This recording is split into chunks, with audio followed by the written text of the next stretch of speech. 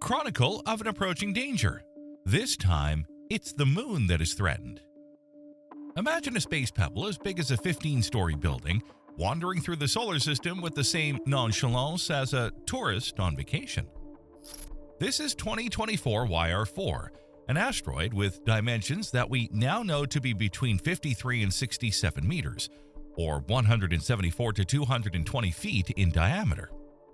Discovered on December 27, 2024 by the Chilean station of the Asteroid Terrestrial Impact Last Alert System, or ATLAS, this object was immediately classified as a near-Earth object, or NEO, of the Apollo type, one of those celestial objects that crosses Earth's orbit and could potentially come too close to our planet. But this wasn't just any discovery. By February 12, 2025, 2024 YR4 had reached level 3 on the Torino scale, the system that measures the risk of collision with Earth. To understand the significance of this classification, consider that the Torino scale ranges from 0, sleep tight, to 10, pray, and level 3 is reserved for situations where there is a relatively low but significant probability of an event capable of causing localized damage. This was the second highest rating ever achieved by an asteroid after 99942 Apophis, which in 2004 almost reached level 4. But what's with this object's name? The designation 2024 YR4 might seem like an unlock code for a video game, but it actually has a precise meaning in astronomical nomenclature. 2024 indicates the year of discovery. Y refers to the second half of December, and R4 means it's the 117th asteroid found in that period. It's essentially a cataloging code, fundamental for astronomers, but decidedly unmemorable for the general public. Okay, this is as far as the past is concerned, but today the real news is something else. What is it? Well, let's find out. The initial threat, a 1 in 45 probability, according to data collected in February of 2025, YR4 had a 1 in 45 probability, about 2.2% of impacting Earth on December 22, 2032. Do you remember that? A 1 in 45 chance might seem remote, but on the scale of astronomical risks, it's a significant number, sufficient to alert the international scientific community. The discovery of YR4 triggered the first step in planetary defense procedures, prompting telescopes around the world to collect data on the object and leading United Nations-supported space agencies to begin planning threat mitigation strategies. We weren't talking about a simple inconvenience, but an asteroid that, in case of collision, could cause considerable damage at a regional level. During the analysis of the asteroid's trajectory, researchers estimated that 2024 YR4 had up to a 3.1% chance of crashing into Earth in 2032, the highest probability ever recorded for an object of its size. This data raised the alert level and mobilized significant resources to deepen the study of the object. Even before being discovered, YR4 had already paid us a visit. On December 25, 2024, 2 days before its identification, this asteroid passed at 828,800 kilometers, or 515,000 miles from Earth, about 2.15 times the distance of the Moon. A close passage in astronomical terms, but still distant enough not to represent an immediate danger. After this hasty hello, the asteroid began to move away, with a next passage scheduled for December 17, 2028, when it will transit at almost 8 million kilometers or 5 million miles, 20 times the Earth-Moon distance, a decidedly more relaxed encounter. A concerning aspect that emerged from orbital analyses is that from April 2025 to June 2028, YR4 will be too far away to be observed by Earth-based telescopes. This gap in our monitoring capability represented a significant problem for researchers, making the acquisition of precise data even more crucial before its temporary disappearance from our radar. Size, a fundamental factor in assessing risk. One of the most important parameters for assessing the danger of an asteroid is its size. Initial estimates based on observations with Earth-based telescopes indicated that YR4 could have a diameter between 40 and 90 meters, 130 to 295 feet. a rather wide range that depended on an unknown factor, its albedo, or how much the asteroid reflects sunlight. A brighter object appears larger, while a more opaque one seems smaller. NASA initially estimated a diameter of about 54 meters or 177 feet, comparable to the Tunguska asteroid, the one that leveled the Siberian forest on June 30, 1908, or the one that created the meteor crater in Arizona. To obtain a more precise measurement, thermal observations, radar, or even a dedicated space mission were necessary. The probability roller coaster. Impact probability estimates underwent significant fluctuations in the first months of 2025.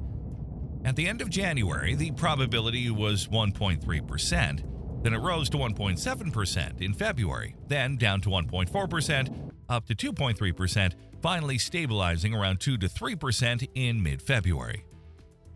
This statistical fluctuation understandably generated concern among the public and careful evaluation by experts. But why these oscillations? Scientists explained that the initial increase in probabilities is a normal phenomenon when studying a newly discovered celestial object. It's similar to when you turn on a GPS. At first, it provides an approximate indication, but as you get closer to the destination, the calculation becomes more precise. At the beginning, with few observations, the possible trajectories are numerous, some of which are on a collision course with Earth. But as more data is collected, the orbital map becomes more accurate. So the initial increase in probability was simply due to a progressive zoom on the orbital reality of the asteroid, not an actual increase in danger. Destructive potential, a comparison with past events. To understand the potential impact of YR4, scientists analyzed three key factors: composition, speed, and mass. Using the diameter, mass, and density initially calculated by NASA, estimates indicated that a potential impact would release energy equivalent to about 7.7 megatons of TNT, about 500 times the power of the Hiroshima atomic bomb. A devastating force, but not enough to cause a mass extinction like the one that eliminated the dinosaurs. Given its rocky composition, experts believe that YR4 would likely disintegrate in the atmosphere, creating an air explosion similar to the one in Tunguska. In that event, an asteroid of similar size to YR4 exploded at a height of 5 to 10 kilometers, or 3 to 6 miles, releasing an energy of 10 to 15 megatons of TNT and leveling 80 million trees over an area of 2,000 square kilometers, or 770 square miles. Fortunately, the area was almost uninhabited. Otherwise, the consequences for the population would have been catastrophic. Another useful reference is Meteor Crater in Arizona, formed 50,000 years ago by an iron asteroid about 50 meters or 164 feet across.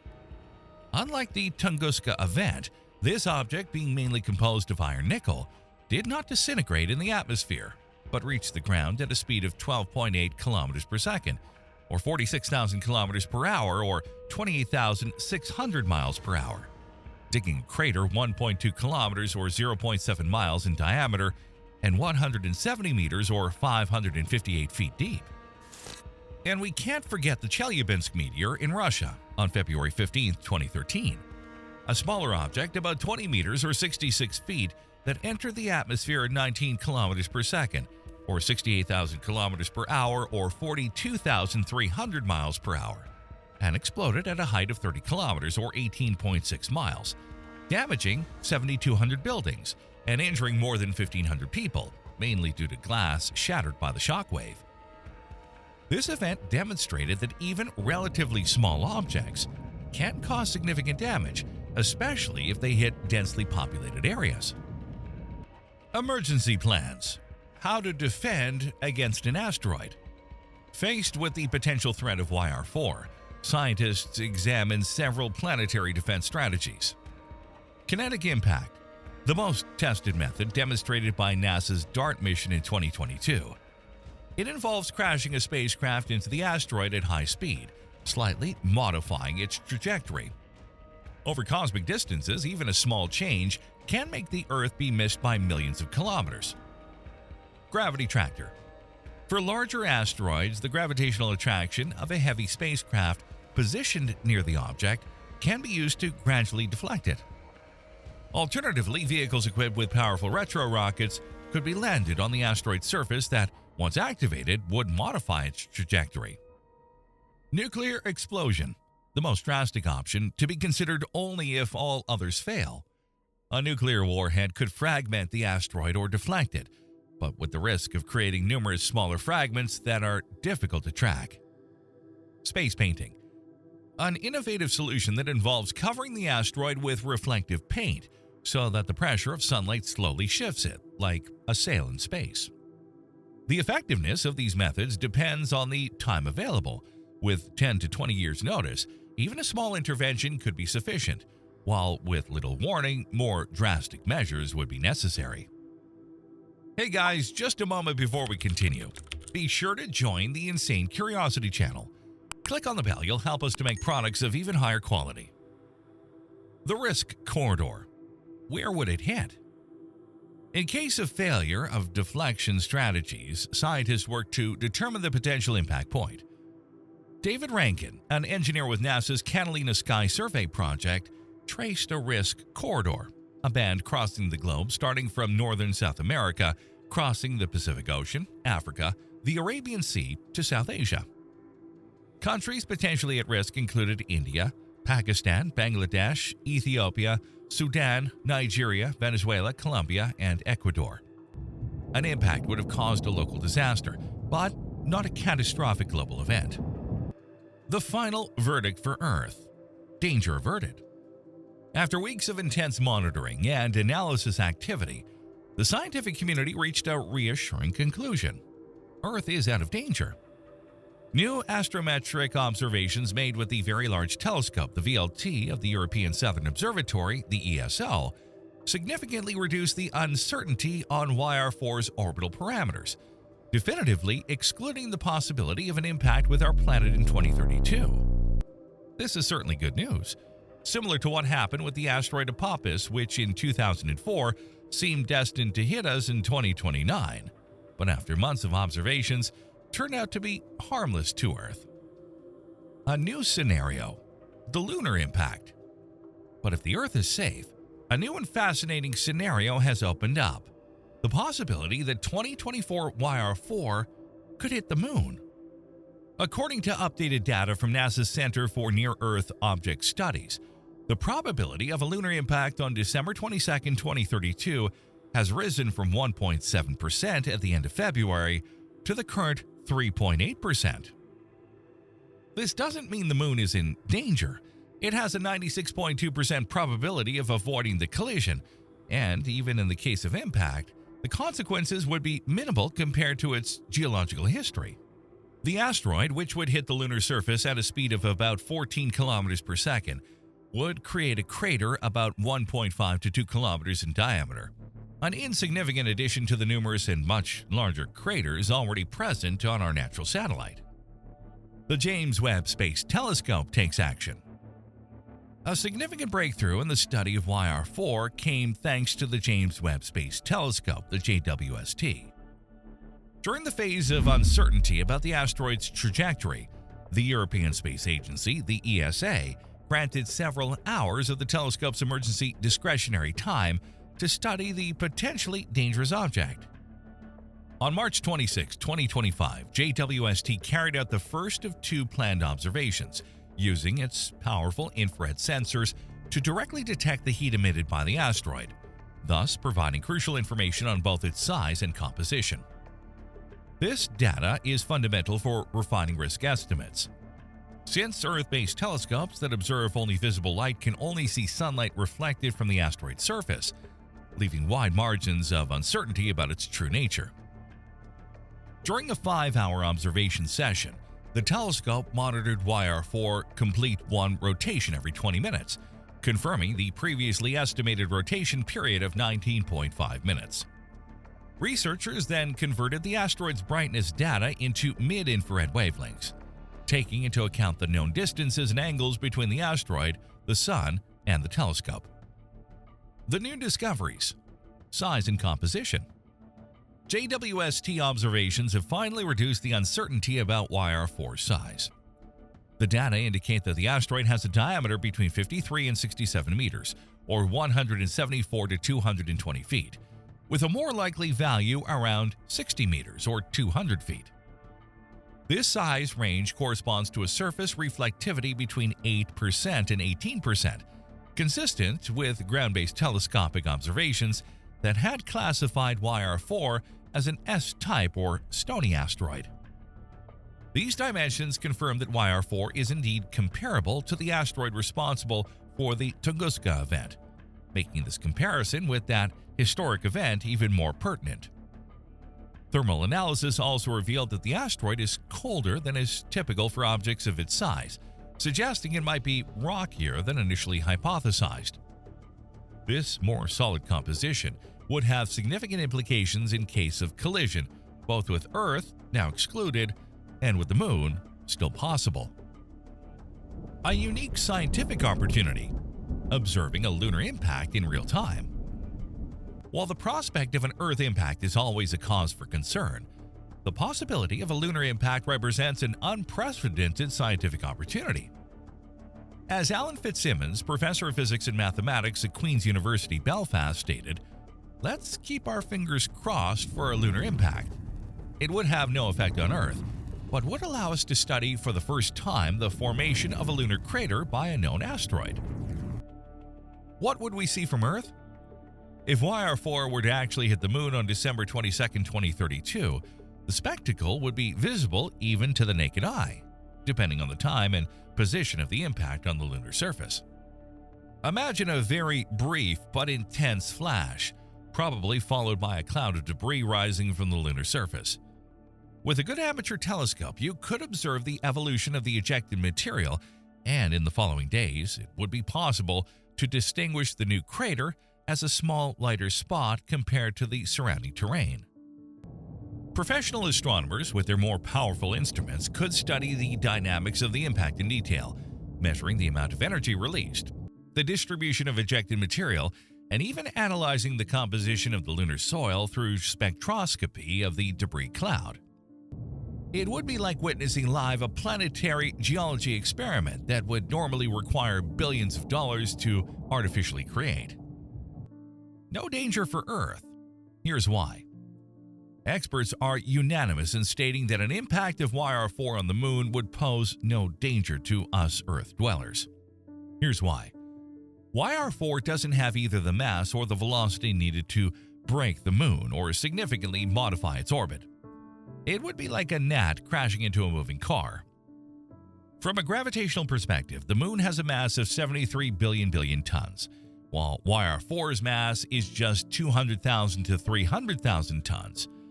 It's like comparing a grain of sand to a mountain. Additionally, lunar gravity, about 1/6 of Earth's, is more than sufficient to retain most of the debris generated by the impact. Only a minimal fraction could escape, and the probability that these would reach Earth is infinitesimal. Finally, Earth is about 384,000 kilometers from the Moon, an enormous distance compared to the area affected by the impact, which represents an additional safety factor for our planet. The night of June 24th, 1178. A historical precedent? The idea of observing a lunar impact is not new. One of the most famous and debated accounts dates back to June 24th, 1178, when 5 monks from Canterbury, England, observed what might have been an asteroidal impact on the Moon.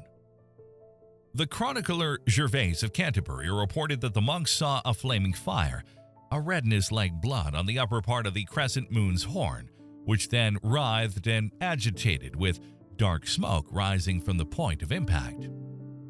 Modern astronomers hypothesize that the monks may have witnessed the formation of the Giordano Bruno crater, a relatively young crater 22 kilometers in diameter. If this interpretation were correct, the Canterbury monks would have witnessed a similar but much more dramatic spectacle than what we might see in 2032. The impact that formed the Giordano Bruno crater must have been caused by an asteroid much larger than YR4.